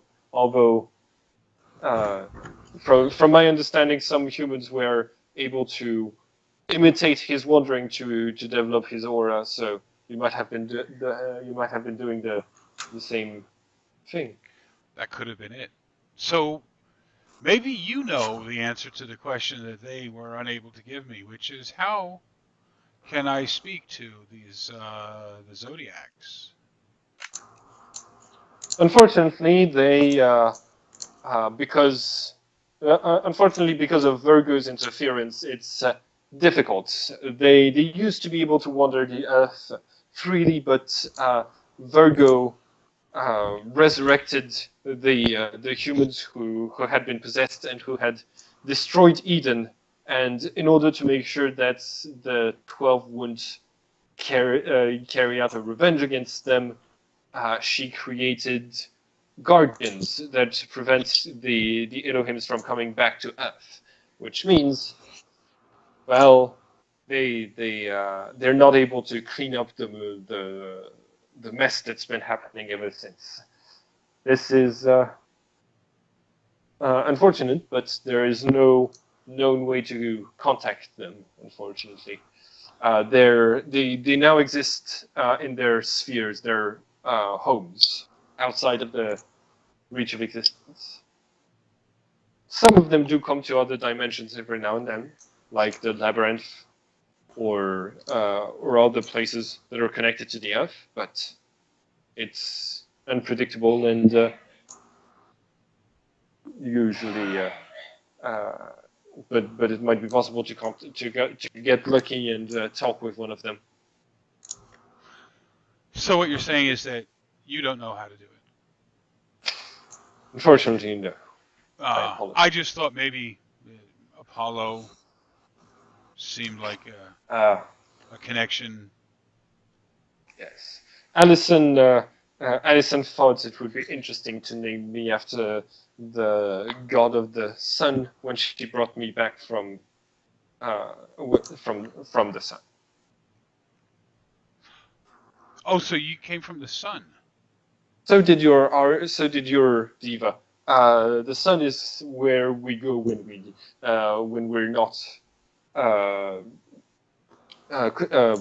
when we're not connected to a human, and when we're not writing this human's actions into the Great Book.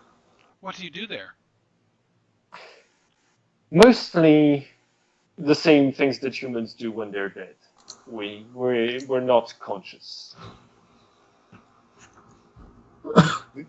So it's like a morgue for divas? Yes. And the moon is the same for archons.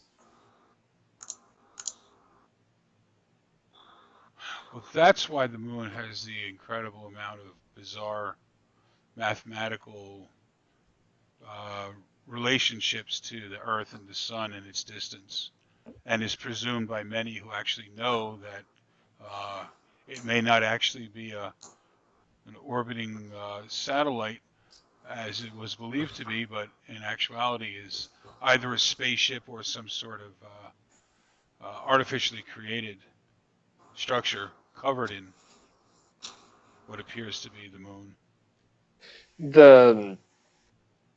I wasn't there for most of the creation of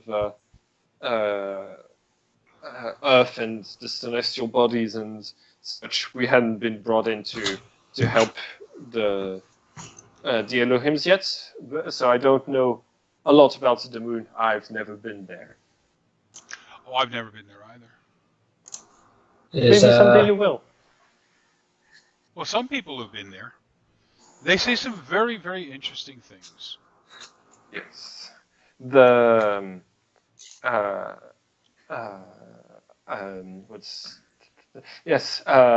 Alison was part of the crew of NASA during some of the expeditions we sent there. The Hermes were really interested in finding things there, including counting the number of archons that would be available to count the maximum amount of Hermes that could exist in the world at once.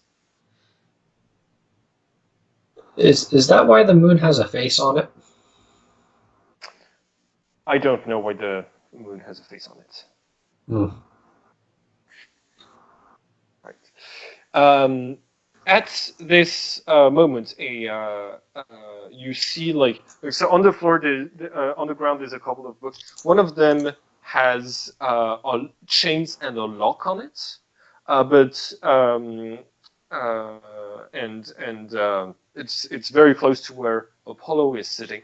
But one of the other ones to the side like bursts open, and Allison comes out of it. And when she sees you, she says, "Oh, hello!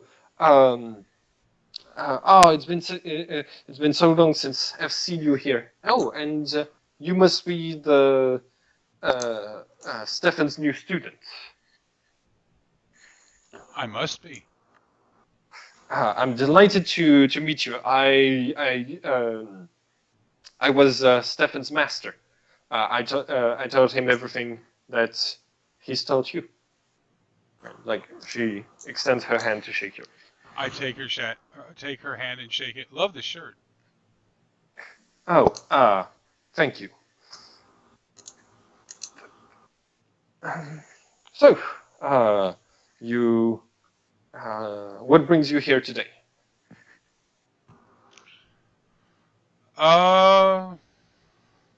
They did? Yeah, mostly introductions. Oh, well, that's done and out of the way. Stefan Stefan mentioned that. Oh no, wait, no, she can't talk with Stefan because their memory palaces aren't connected anymore. So yeah, I think she's going to ask about like your mission and what you're going to do from here on out. Like what's the next thing that you're going to do, and yeah. So what do you tell her basically like what happened during the mission and what you're going to do? I think so, yeah. Okay. Unless someone else stops Oliver. Okay. When you mentioned Caesar's verse, both Apollo and Allison look very excited about this. And she says, "Oh, this is going to be a treat. You are so lucky that you get to go into this verse because it's one of the only instances of the Great Book working the way that it was originally meant to. You see, at the beginning, it was the Great Book was supposed to have all of the deeds from every single human to have ever lived in it.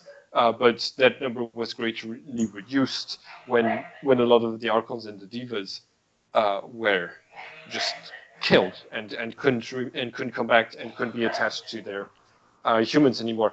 But and so it was supposed to have all of the stories flow into one another. But unfortunately, the lives that the lives that of the trinities that did exist were so far apart that they weren't connected. All except for the verses you're going into.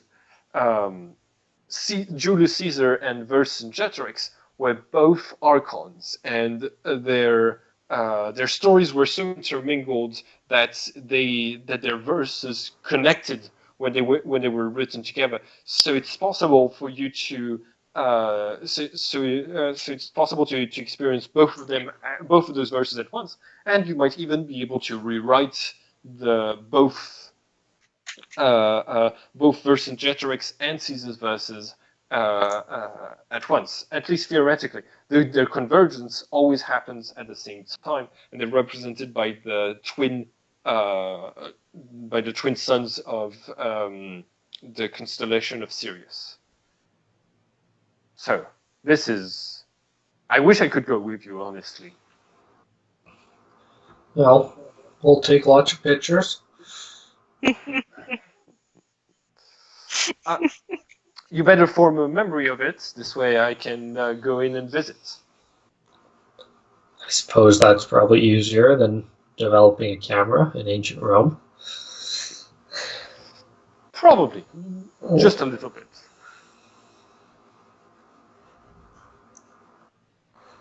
So Julius Caesar wasn't a person, he was an archon?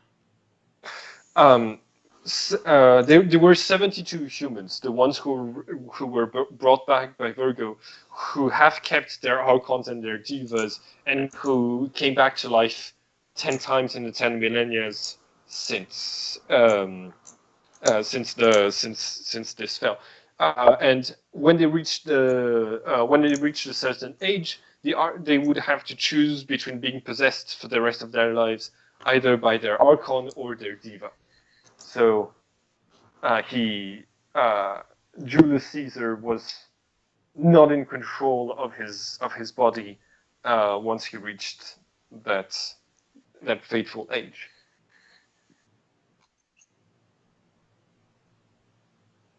So yes, he was an archon. His archon was in charge of his actions. So that's kind of like the whole thing that was supposed to happen on Earth, where it was supposed to be the point where all the archons or all the divas got to be in charge of the bodies that they were attached to. Yes, but because of that is one of the things that might happen when the final judgment drops, and it should have happened at the beginning of this year, but we don't. But apparently the judgment has been delayed, and hopefully we still have some time to rewrite enough of history. So what happens to the people who don't have the connection to their divas and archons? You mean when they reach 33 years old, or when the final judgment happens? When this final judgment happens. When humanity is judged, they will have their actions will not have been recorded, but they will still have to live in a world of darkness or of light. And if they live in a world of darkness, the archons will use them, exploit them, and consider them property. But if they live in a world where the light wins, it could be that the divas will be benevolent to them. It's all in the hands of the gods, unless if we manage to rewrite enough history. And the people who do have connection to their archon or their diva, when the archon or the diva gains control of their body, what happens to their person or their soul? It depends. For if they were one of the 72 that were brought back, it's very likely that the human part simply ceases to exist. But for us, the Hermes and Neo Hermes, it's unclear. But we could keep existing as observing passengers in our own bodies when the judgment comes. It's what the 72. It's what the humans of the 72 had to go through each time that they reached 33 and that they gave their body up. So, something we should really try to avoid. Ideally, if we could manage this, what would be ideal would be to rewrite enough of history to have a tie between the number of stars and dark dots in the night sky. This would lead to the status quo, and humans might win. But we're still we're still a long way from that. We still have lots to rewrite. And not much time, since we're already on overtime. Exactly. Yep. My group, the first rewriters, we were trying to do this along with Stefan's wife and a couple of others, but we were betrayed. One of us gave us up to the Hermes, and we all died before we could continue, before we could do this work, which is why I have to rely on you. Well, all except for you, of course, right? I did also die. She's dead. This is her memories. I guess we should have made that clear. we came here. Why start now? Right? I'll just figure it out along the way, I guess. It's the fun of it. This is my memory palace. The Philip and Oliver also have their own memory palaces, and which means that and Philip has completed all three of his works, which means that when he dies, he'll form a memory palace just like this one. As for Oliver, if he dies now, his actions will be written into the great book in the form of verses, but he will cease to exist. I'm sorry, my cat hung me up.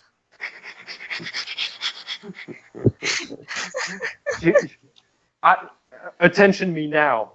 Is that, Right. is that Philip's excuse, or Right. it wasn't No, me? It she's was my all cat. over me. Right. She's trying to get love, and she stepped on all my buttons. She really knows how to press your button. Right. She does. She's too smart for her own good. That was bad, Simon. That was very bad.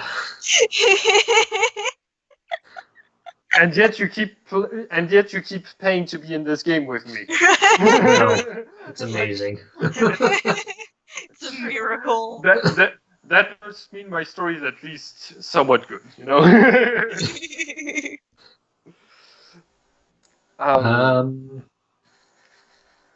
Apollo says, if you seem to have a natural talent with auras, Chris. If you'd like, I can teach more of them to you. Oh, absolutely. I would love that. Oh, very well. Is there any particular supernatural power that you'd be interested in having? Well, if there was ever a loaded question asked by someone qualified to imply loaded answers might be forthcoming, this would be the moment. I'll have to think on that. All right. What are you naturally talented in? The areas in which you have innate talent, you tend to reveal what auras you can learn. Oh, so as Stefan explained it to me, Aries is my primary area, and then there's, let's see, Taurus. And I have those two auras, I understand. Taurus and Virgo are my ascendants, and then Capricorn, Sagittarius, and Scorpio are my descendants. You can see that Apollo's face twitches when you say Virgo, and once again when you say Scorpio. But they don't like they seem like very like they have like a bad taste in their mouth, and they say, "All right, I can teach you to master your powers in order to get you to stay alive." The Virgo aura is particularly useful in order to keep in order to have like an extra amount of power, but it's useless if you're not unbalanced either towards the light or the darkness. Unfortunately. I'm sorry, it's what? It's useless if you're not unbalanced towards the light or towards the darkness. It means you have more karma of one type than the other. And from what I'm seeing, it seems like you're balanced. I see. Guess we just need to get you to rewrite a verse. Hey. Seems to have worked for Philip and Stefan to get them unbalanced. Well, I mean, I don't know about rewriting verses. I've never done that before.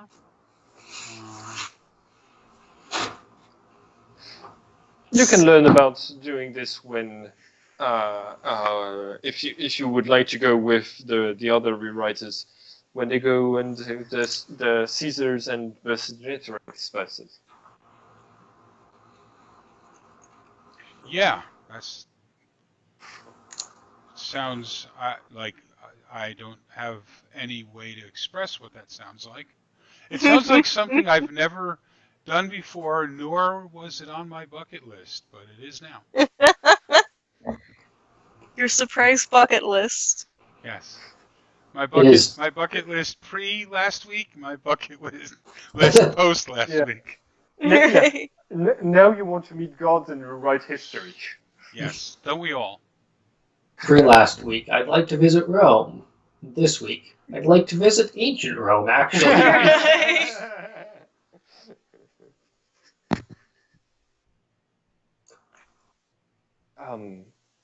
Yeah, right. Yeah. Alison asks you, how are you going to prepare for this rewriting? Philip, do you know what these verses are going to focus on? I feel like I do, but my memory is shit. If you are specialized in those verses, which I think we established that you were, Yeah.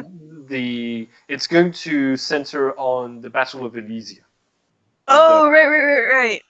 The big battle between Caesar and Vercingetorix that had like a lot of plot twists to it.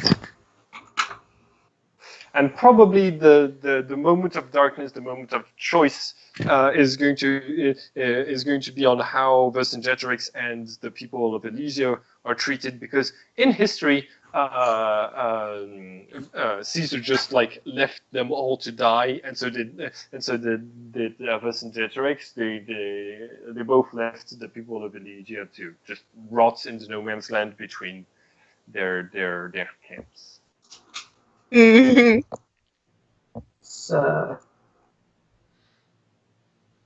nice guy. They were both archons. They were both like not great people. But a great tactics. Yeah. That is true. Yeah. With no regard for humanity, the tactics were pretty spot on. Which means you might have the extremely difficult task of winning this battle anyways, without while maintaining the moral high ground. But if you succeed, you might be able to rewrite the verses of two figures at the same time. It's over, Caesar. I have the moral high ground.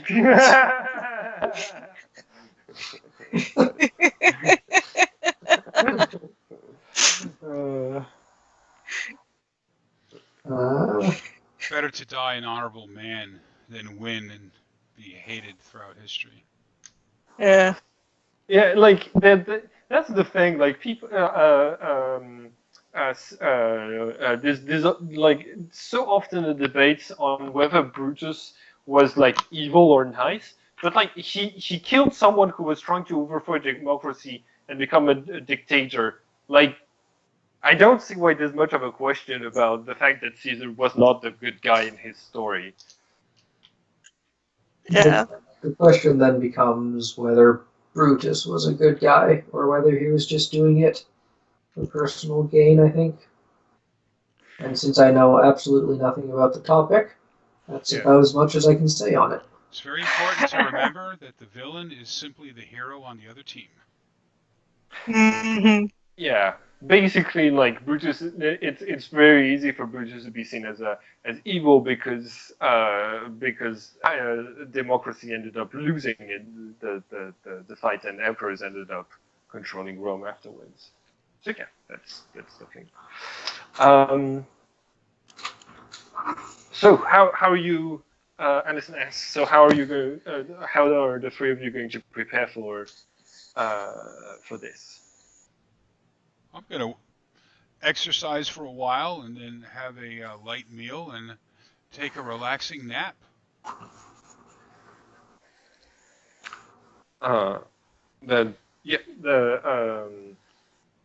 You see, since you are naturally talented in areas, you should be very useful in this, since you're going to be rewriting one of the most iconic battles uh, of history. By the way, everybody gains. I'm going to give everyone 8 experience points for the last scenario Nice. because we were like saying that the scenario is over now. You handled it pretty well. So. Alright, I really need to spend some more experience. Yeah, I'm giving you a week so that your characters have the opportunity to spend experience points, train a little bit, and prepare for whatever skills or gain whatever powers you think might be useful. Yeah, I mean, if Chris is willing, Oliver would like to do some training with him. Sure. Right. Okay. So Anderson says, since time inside of the memories lasts a bit, it takes more time. You could train inside of a memory palace, either inside of some of my memories, or inside of or inside of your own memories.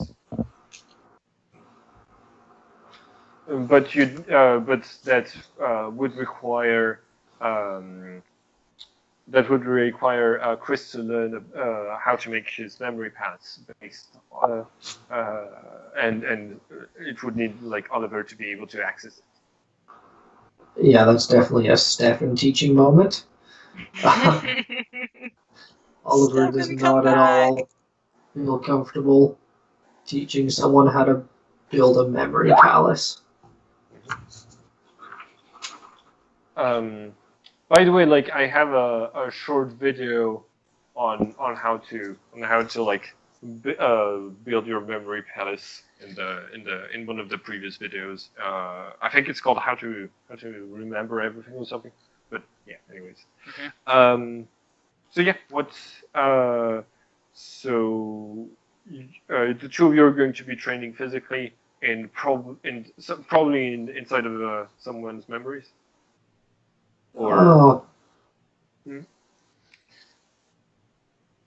Or physically, it's up to you. I think, well, a bit of both. Okay. For Oliver, at least. I don't know about Chris. Okay. Philip? Say it one more time. I'm sorry, my brain totally spaced out for a second there. It's okay. What is your character going to... how is your character going to prepare during the next week for what is to come? Do you want to learn new person? Do you want to learn new powers, raise your skills, or what? Definitely raise my skills. Yeah, I want to try and study more about the 8. Okay. Good plan. Okay, so what I suggest is we're going to do a couple of scenes for the training and see how you learn things, and I've got a very good idea for a memory that of Addison's that you would be training in,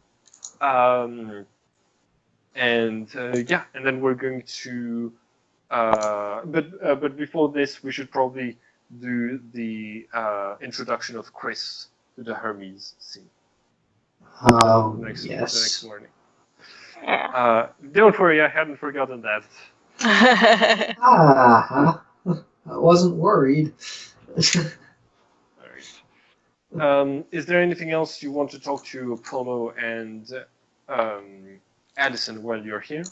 Or should we just skip to the next morning? Nothing that I can think of. Alright. Yeah, Oliver just came here to introduce Chris. Well, it was very nice to meet you both. Likewise. Welcome to the team. Thank you.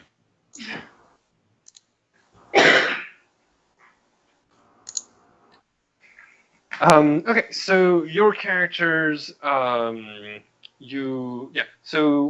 we're going to do the next morning. Who's calling for the meeting of the Hermes? Who's calling for everybody gather into the main room?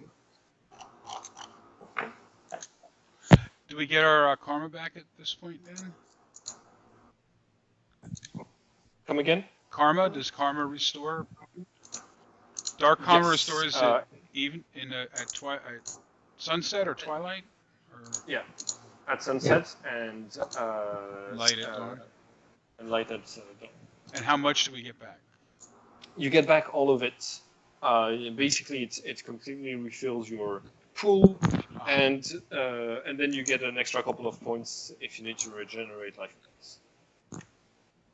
I don't think I have any life point damage, do I? Um, Let me see. You're definitely on your character sheets. Nope. All right. So yeah, you don't. You don't need. Right, because Bonk and I couldn't hurt each other. Yeah, exactly. Like you. He couldn't hit me, and I couldn't hurt him.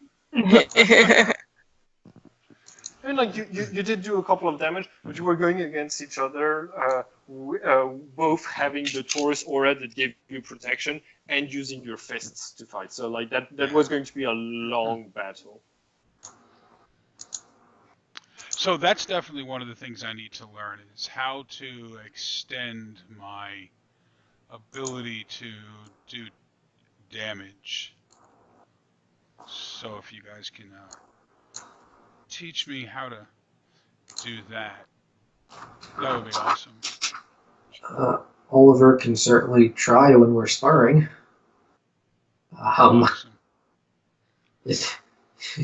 She doesn't have a clue, but I'm sure with Allison or Apollo's help, all of us together can probably figure it out. Mainly Apollo. All right. Since Apollo is helping, you get a +4 to this roll, but I need you to roll for the 8, and possibly Theo, if you're spending the experience points, you could be able to use your new skill to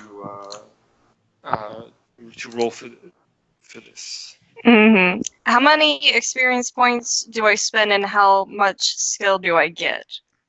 Okay, so it's the new level divided by 2. Okay, if your current a very simple way to do this is simply to say if you're at 4, it takes 6 experience points to raise your skill to 6. If you're at 6, it takes 8 to raise it to 8. Okay. Okay. So I'm at 0 currently. So it takes 2 experience points to raise it to 2, and then another 4 to raise it to 4. So a total of 6 if you want to raise your skill to 4, for example. Okay, to 4. So if I raise it to 4, it takes 6 points. Yes. Okay. And then you can spend 6 to raise it to 6 if you want. Thank you. I'm gay and I can't do math.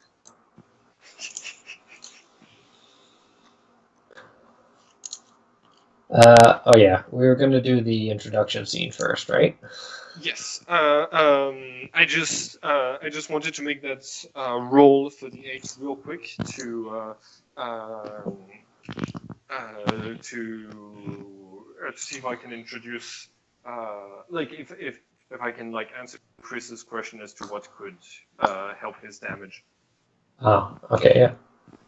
Is that something only Chris is making, or is everyone making it? So did anybody roll higher than a 12? We're rolling for the 8. Oh, and we add 4 to our roll? Yes, because Apollo is helping with this. So it says difficulty? Is that where we put? Yeah, you just write 4. Damn! Somebody is succeeding very well. Yeah, Apparently, Oliver yes. might have gotten a critical success. I did. So, what you know is the following. One of the 8 has a martial art. You don't know how they do it, but they're able to hurt people as if they were fighting with swords while only fighting with their bare hands. And you know that this 8 is called the Sharit, and they are it's a woman's only 8, and the what's it called? But thanks to Apollo, you find out that one of the past lives in the Great Book was a member of this 8, and she was called. It's the spy known as Mata Hari. And basically, Apollo suggests going to rewrite her verse, her verses so that you could learn that martial art yourself. So I'm not really too sure that going back in history and changing somebody's past for my own gain is really gonna be the sort of thing that's going to help with my,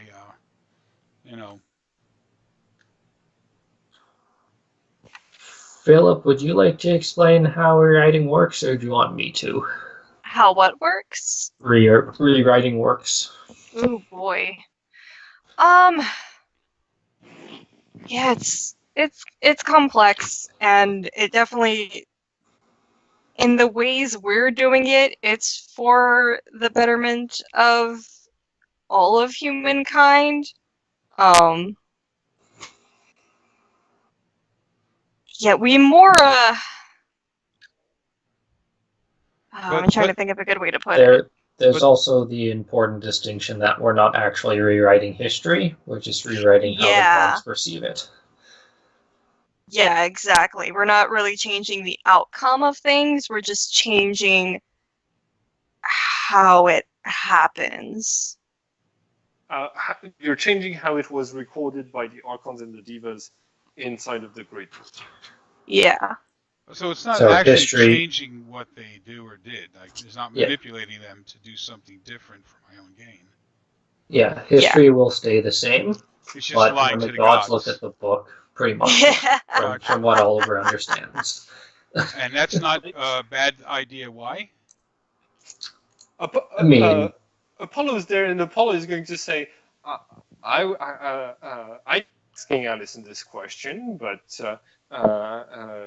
and Alison keeps telling me it's simply because this is the only way we've found to ensure that the world doesn't fall to darkness.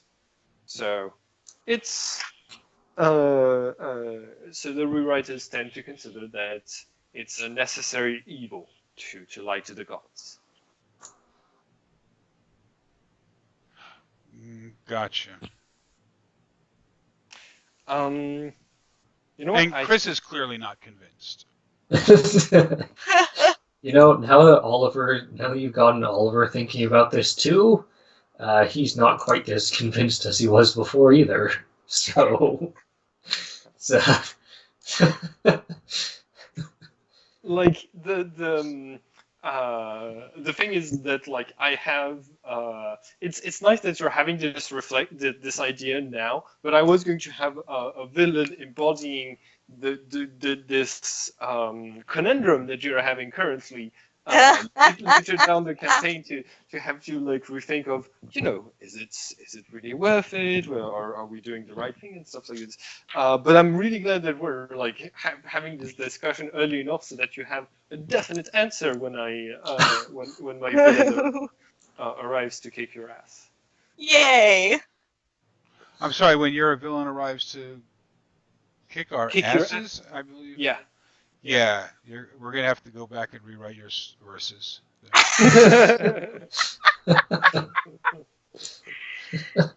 Oh my god. Okay. I saw the message that you have to go soon, Theo. So should we just end it here for today, and just count this as just 2 hours of game, and do the introduction and the. We can do like you can tell me what you're training. Like how you're spending your EXPs during the week, and do the introduction and the role play of the training during this at the next Tuesday. Sure. That Yeah. might be good because Well, I know exactly how I'm going to go through training. Kevin. So, Yeah, Kevin also might be here. That is his name, right? Yeah. yes. Might be here for the introduction as well, and we could just get them both. Hi everyone, and thank you for watching this video. If you want to keep up with all of the adventures on this channel, don't forget to subscribe and click the bell button so you can get a notification each time we upload the next episode of this story. And it would be very nice of you to like and share the video to help this channel grow. Have a nice day everyone.